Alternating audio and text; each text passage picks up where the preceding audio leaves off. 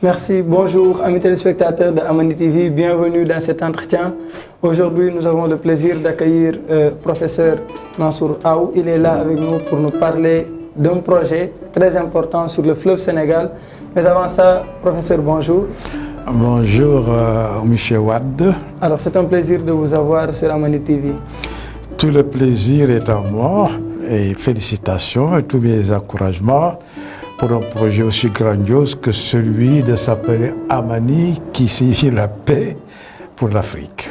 Merci beaucoup. Merci également à vous.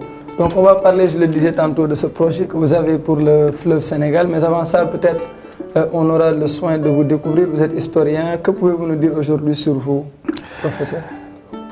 Moi, je suis historien et anthropologue. Et actuellement converti, quand je dis actuellement, c'est depuis maintenant 20 ans que je suis dans le métier de l'écriture et sous toutes ses formes, les romans, les écrits politiques et géopolitiques, le théâtre, les scénarios de films, etc., etc. En même temps que je fais de l'édition avec une toute petite maison d'édition qui s'appelle Khadi et Baba. Voilà. Et sinon, ce qu'il faut dire, c'est que j'ai eu une expérience quand même de professeur des lycées, collèges et des grandes écoles au Sénégal. Et j'ai passé l'essentiel de mon temps dans les bibliothèques, les archives nationales en France, en Angleterre, en Hollande, au Sénégal et autour des bouquins. Et après avoir fait tout ce cheminement, on en est là maintenant à vouloir et à devoir passer à quelque chose de plus important et de plus ouvert, le 7e art, et ce qui nous a amené à poser la question de la fresque historique sur le fleuve Sénégal. Alors justement, professeur, vous avez parlé de fresque historique sur le fleuve Sénégal, mais quelle est votre vision de ce projet? Quelle est l'ampleur que vous voulez bien donner à ce projet-là? Alors, c'est un projet qui est grandiose. Pour le moment, il est découpé en 4 épisodes. 1, 2, 3, 4 et éventuellement en 5e épisode. Et calibré sous forme de documentaire dans certains cas et dans d'autres cas de fiction, mais avec un contenu scientifique, pédagogique destiné au grand public. Alors c'est un projet sur lequel j'ai travaillé étape par étape, parce que à chaque fois que j'ai une idée, je la formalise. Je discute avec des amis, les uns et les autres, pour savoir ce qu'ils en pensent. Et maintenant, depuis 2 ans, on en est dans une phase vraiment active, parce que nous devons maintenant passer à la phase opérationnelle. Hier seulement, nous avons eu une rencontre avec l'équipe qui s'est mise en place, une équipe de scénaristes qui devait se prononcer sur déjà un ensemble de choses que je leur ai données pour voir eux-mêmes comment de moi, mon texte scientifique, académique, eux, les professionnels du cinéma pouvaient et pourraient et devraient le traduire en un projet cinématographique cohérent et commercialement qui en vaut la peine. Alors, vous avez surtout choisi de faire l'accent sur le fleuve Sénégal. Pourquoi ce choix? Vous savez, parce que nous ignorons notre histoire malheureusement. Nous sommes Sénégal, le pays s'appelle Sénégal, mais vous demandez aux gens que signifie le mot Sénégal. Il ne faut pas vous dire d'où vient ce mot. Ensuite, certains historiens vous diront même que le Sénégal n'existe pas. Ce qui existe, c'est l'Afrique de l'Ouest, c'est l'Ouest africain, etc. Donc, pour voir les choses dans une dimension beaucoup plus globale, qui englobe nos petits espaces, nos territoires nationaux, locaux, Sénégal, Mauritanie, et le Mali. Nous avons tous été ensemble dans un grand ensemble qui s'appelle l'Ouest africain, relié maintenant par ce grand fleuve qui fait 1800 km, qui part du Fouta Djallon pour effectivement aboutir à l'embouchure, voilà, qui fait un ensemble de méandres, de courbes, etc., qui monte, qui descend, et qui est un trait d'union entre un ensemble de pays qui se partagent la même culture, la même histoire, la même géographie, et qui ont un ensemble de choses en commun au plan anthropologique, physique, anthropologie humaine et au plan anthropologie culturelle. Donc c'est quelque chose qui est colossal, qui est très important, et nous essayons, parce que nous avons quand même à notre actif près de 40 ans de recherche, à la fois en France, en Angleterre, en Hollande, au Sénégal, dans les archives, dans les grandes bibliothèques, numériques, physiques. Il y a donc une matière qui est là et qu'il faut rendre aux Sénégalais, qu'il faut rendre aux différents peuples ouest-africains. Alors, et vous pensez que vous avez choisi en tout cas de le faire par en tout cas la voie cinématographique. Pourquoi également ce choix de faire du cinéma peut-être le véhicule de ce projet-là que vous avez? Parce que moi, j'ai fait au moins 35 ans d'enseignement dans les lycées, les collèges, dans la formation des adultes, la formation des formateurs. J'ai beaucoup voyagé, animé des séminaires, des conférences, des rencontres internationales sur un ensemble de choses avec un niveau académique bien assis, bien élevé, mais c'est entre des scientifiques, entre des universitaires. Maintenant, il faut passer à autre chose, c'est parler au grand peuple.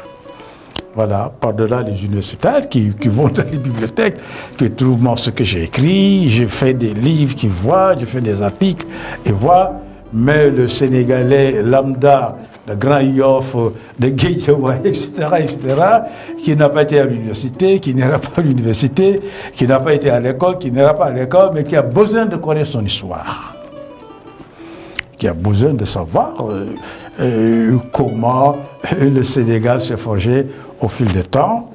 Donc c'est ça qui fait que moi je suis passé du niveau académique universitaire élevé à un niveau plus ouvert, avec les médias, quelque chose qui a un impact sur une population beaucoup plus vaste, qui n'est jamais à l'école, mais qui a une attente, qui doit savoir, qui doit connaître, qui doit se souvenir, et qui doit pouvoir avoir ses repères dans l'espace et dans le temps. Alors, professeur, dans la mise en œuvre de ce projet, comment est-ce que vous comptez vous y prendre pour justement aboutir à véritablement mettre en place ce projet-là, pour justement, comme vous le dites, faire découvrir à un grand nombre de Sénégalais, d'Africains, cette histoire-là? Comment vous comptez vous y prendre dans la mise en œuvre? Mais nous sommes dans la mise en œuvre, hein, et hier nous avons réuni, j'ai pu avoir Bouba Diop, le professeur Bouba Diop, Bouba et moi, nous avons eu une rencontre avec pour le moment, nos 3 scénaristes pour discuter avec eux sur la faisabilité, la traduction en un langage cinématographique pertinent et commercialement qui marche. Tout ce travail théorique, tout ce background-là, toute cette information-là, comment le traduire? C'est une étape. Monsieur le directeur Won, avec qui nous avons discuté, a montré tellement de disponibilité, et je dis même tellement d'empressement qu'il dit, mais il ne faut pas perdre de temps. Je dis que non, moi, je ne perdrai pas de temps, parce que j'en ai tellement perdu hier qu'aujourd'hui, je sais aller à l'essentiel, travailler avec les gens avec qui on peut travailler, et faire avec eux ce qu'ils peuvent faire, et ce qu'ils savent faire. Sinon, on est dans encore nos palabres ici et là, dans nos salam alek qui ne finissent jamais. Nous sommes dans une phase opérationnelle, les équipes se mettent en place. Le comité scientifique a travaillé pendant des années déjà. Il a déjà un premier texte il a réfléchi là-dedans. Et ce premier texte, il est plus ou moins validé. Voilà, maintenant c'est les scénaristes, après les scénaristes, ce sont les producteurs, ensuite ce sont les acteurs, ce sont tous ceux qui vont contribuer à ce projet-là, qui reste ouvert à tout le monde. Ouvert, mais à tout le monde. Chacun avec sa compétence, chacun avec ce qu'il apporte. Moi je dis aux uns et aux autres, ce qui arrive à Saint-Bénusman ne devrait plus nous arriver. Semen a consacré sa vie à travailler sur un grand projet. Samori, il est parti, ce projet est à terre. L'Union africaine, plutôt à l'époque, c'était l'organisation de l'unité africaine, oui, effectivement, n'a pas pu lui apporter ce qu'il faut. Les gouvernements, même guinéens, et sur Samori, qui était quand même celui qui était le plus concerné, n'a pas pu le faire. Sembène est parti, le projet est tombé, alors que c'est un projet qui est fondamental parce qu'il marque la dernière étape de l'expansion coloniale française dans ce grand Soudan, dans cette grande Afrique de l'Ouest. Alors moi je dis aux uns et aux autres, ce projet il dépasse déjà ma personne et je sais qu'il dépasse ma vie. Je l'inscris dans la durabilité, il faut la rendre pérenne, avec des gens de qualité, avec un encadrement technique, avec un formatage sur le plan scientifique, avec des structures, avec une programmation que les gens s'y mettent et qu'ils travaillent. Qu'on sache que nous ne pouvons pas faire l'économie du travail. Nous avons assez de courir derrière les uns et les autres, de nous plaindre, il faut travailler. Il faut se mettre ensemble, il faut se mettre en synergie. Il faut aller de l'avant et c'est ça l'objet. C'est ça l'objet. Et nous avons discuté avec les uns et les autres en Mauritanie, les amis du Mali, au Sénégal. Les choses sont en train non seulement de se mettre en place, mais de prendre progressivement ces premiers pas. Alors, je disais tantôt que vous aviez choisi le fleuve Sénégal et dans vos explications, il semble que ce fleuve, en tout cas, soit plus qu'un fleuve en réalité. Mais oui, mais c'est tous les fleuves du monde en vérité. Ils sont porteurs d'histoire, peut-être. Mais ils sont porteurs d'histoire. Mais ils sont porteurs d'histoire. Moi, je dis je crée un débat fictionnel entre deux personnes qui disent, mais le fleuve Sénégal, qu'est-ce qu'il charrie, qu'est-ce qu'il dit, qu'est-ce qu'il chante, qu'est-ce qu'il pleure? Le Mississippi, le Colorado, mais qu'est-ce qu'ils disent, qu'est-ce qu'ils chantent? Le Wango, le Yangtze-Kiang, le Yenisei, la Loire, la Seine, tous ces fleuves, ils parlent, ils sont porteurs d'histoire. Ils sont porteurs d'une géographie. Qu'est-ce qu'ils disent? Ils disent c'est qu'effectivement les riverains disent et vivent. Et donc avec la fresque historique, justement, vous voulez faire ressortir toutes ces pages d'histoire. Alors nous, comme je vous dis, elle est découpée, cette fresque, en 4 épisodes. Et chaque épisode prendrait au moins 6 heures de temps, 6 heures de projection. Donc il est colossal, chacun a sa place, mais suivant ses compétences, et chacun ses responsabilités, dans un cadre qui va être discuté, mis en place progressivement, en faisant l'économie des conflits. L'économie des conflits. De quel conflit est-ce qu'il s'agit exactement? Mais parce que les Sénégalais, les Africains passent le temps à se tirer sur les chignons, à se marcher sur les pieds. Je dis qu'il faut mettre ça derrière. On est là pour travailler et aller de l'avant. Avec ceux qui peuvent aller de l'avant, qui ont quelque chose à apporter et qui l'apportent effectivement. En compétences, en moyens, en logistique, en intelligence, etc. C'est pourquoi c'est un projet qui est ouvert, mais qui est fermé à tout ce qui nous fait perdre du temps. Voilà. Alors nous sommes au terme de cet entretien. Peut-être nous allons vous laisser le soin de lancer un message peut-être aux Africains qui nous suivent.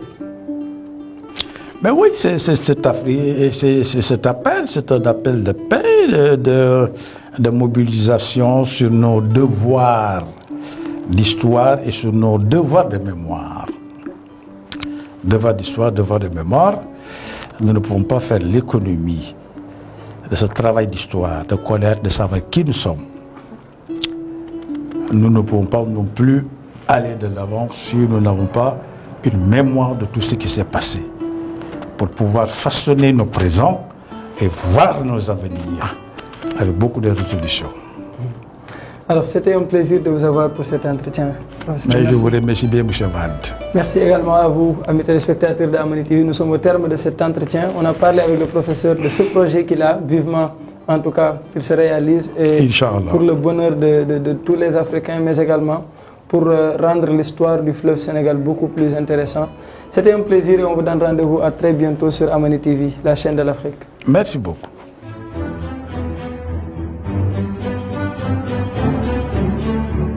Thank